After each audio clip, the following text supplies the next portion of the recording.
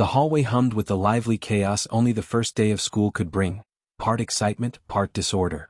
But none of it mattered to 8-year-old Mia Harrison as she stepped through the front doors of Brookhaven Elementary, her small fingers clutching the strap of her backpack, her other hand adjusting the tiny device nestled behind her ear, her hearing aid, her lifeline, and too often, the reason she stood apart. Children laughed and chattered all around her, but Lily couldn't catch most of it, just blurred noises, muffled tones. She had grown used to the isolation, though that didn't make it any easier.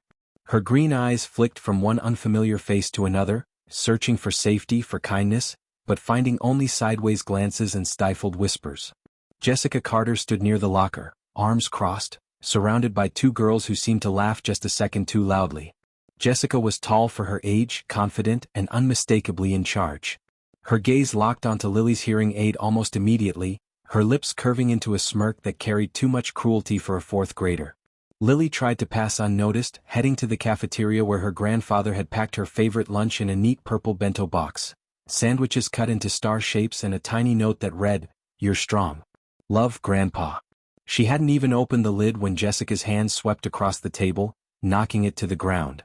Sandwich pieces scattered across the floor like fallen leaves.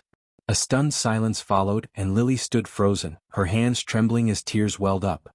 That was the exact moment the glass doors at the front of the school flung open and Toby appeared, a massive golden retriever with deep brown eyes and a presence that instantly quieted the room. Toby didn't bark. He didn't growl. He simply walked forward with slow, deliberate steps, straight toward Lily. Gasps rippled through the cafeteria as Toby entered, his golden fur slightly damp from morning mist, his broad frame nearly filling the doorway. The overhead lights caught the silver strands along his ears, the quiet power in his step, and something in his eyes, something ancient, watchful, and full of intent. Jessica backed up instinctively, her smirk faltering for the first time.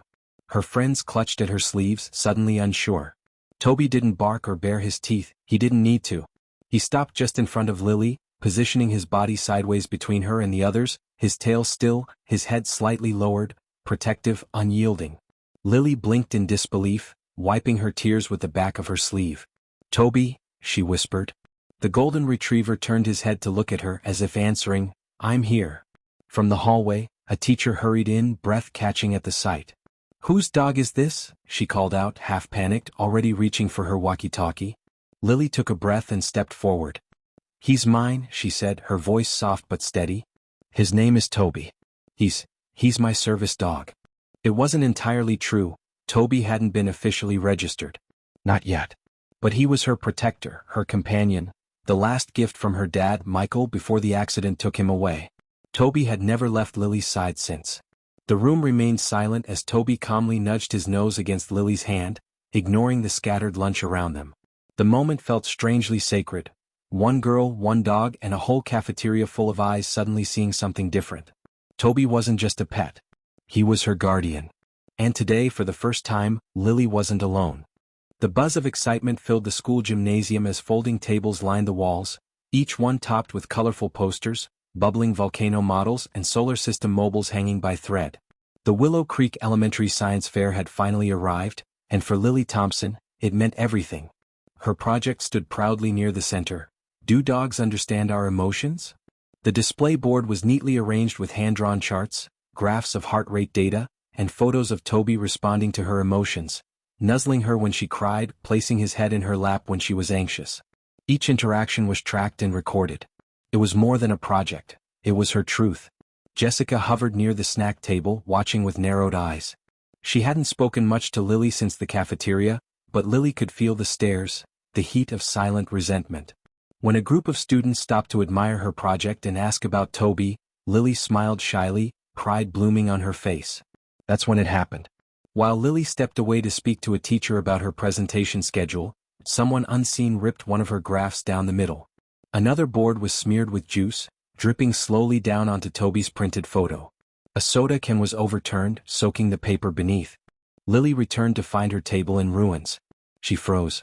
For a second, no breath came. Then her eyes welled up, her hands trembling as she reached for the ruined photos. The pain cracked through her chest. Without a word, Lily turned and ran from the gym, down the hallway past the lockers and out into the cold air beyond the school's side doors. Far away, nearly 7 miles across town, Toby, left temporarily with Lily's grandfather, lifted his head. His ears twitched. Then without hesitation he bolted toward the front door. Something was wrong. And nothing would stop him from getting to her. The wind howled through the empty side courtyard as Lily sat curled on the cold concrete steps, her back pressed to the brick wall, her knees drawn tightly to her chest. Tears streaked her cheeks but she made no sound, not even a sob. She was used to silence. Most of her world already lived in it. She didn't hear the rustling from the far end of the yard. She didn't hear the click of claws against pavement. But she felt it. Lily looked up just as Toby bounded around the corner, fur bristling, tongue lolling, eyes locked on her like a missile guided by pure instinct. 7 miles for fences, one busy road, somehow he had made it. He skidded to a stop in front of her, nosing her arm, then her face as if counting the tears. Then he laid down beside her, pressing his warm side against her trembling frame. "How did you?" she whispered, her voice breaking. "How did you know?"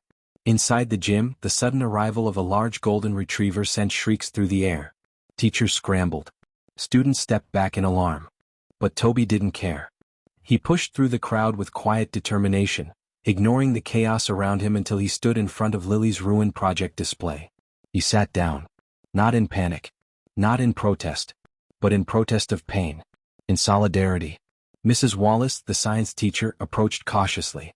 "Is this Lily's dog?" she asked, glancing between Toby and the shredded project board. Jessica stood frozen nearby, the color draining from her face. Toby didn't bark. He didn't move. But his presence said everything. Someone had hurt Lily. And he had come, not for vengeance but to be seen. To show that love could cross any distance.